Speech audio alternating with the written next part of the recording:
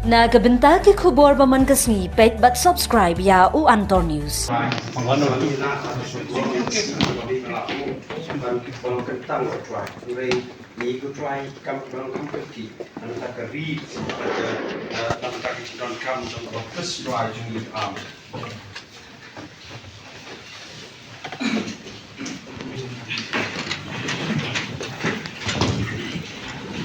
Handai claim against the government, claim against the equal government bukan simkian orang ini problem hukum di driver association turis taksi ba bon kerja di Facebook state Assam. Khublei fi baro kini gilongki khubor bom tasngi.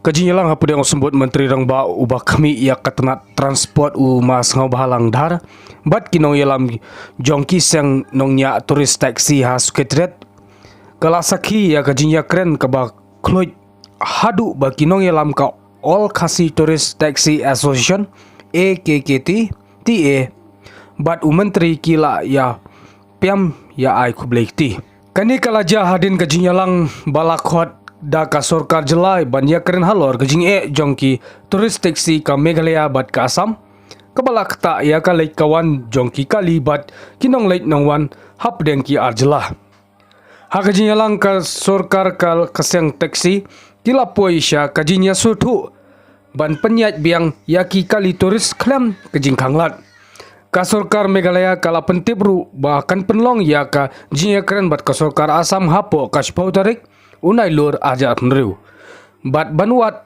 ya kalat jingye penbaik kabane halor kajing jongki nongnya taksi baro ajelah kajing ya pem ya khublei kti ha kabakut jong kajing lang kalapan iya kajing hun bat ka jingkermen ba kajing yat ka kali turis hap deng ke Meghalaya bat Assam kan salong biang kabasuk kabasang.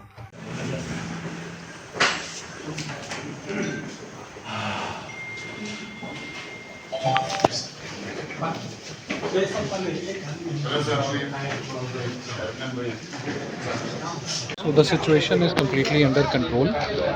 However, there were certain associations of Meghalaya, mainly the All Khasi Meghalaya Tourism Taxi Association, who were they gathered at the Umiam area, and they had certain demands. And today we had a meeting with Honorable Deputy CM with all the associations, myself, SP, and from Shillong also. And a very fruitful and positive meeting has come up. And they have agreed to disperse from there, and no longer there will be any kind of blockade.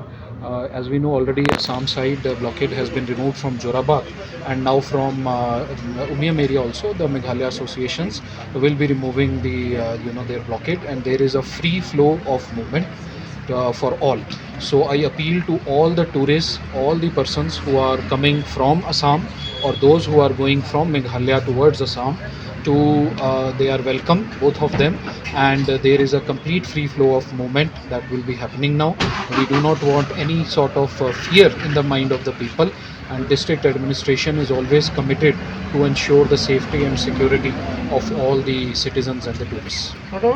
Sigo ni pigi parlok ni lagi media selfie media friends itu ko ngai khublei pang ni member ko ki association ni lembaga different association ni pila akti di don ni kajing wit katukan ni hini RLC baladet khamta madu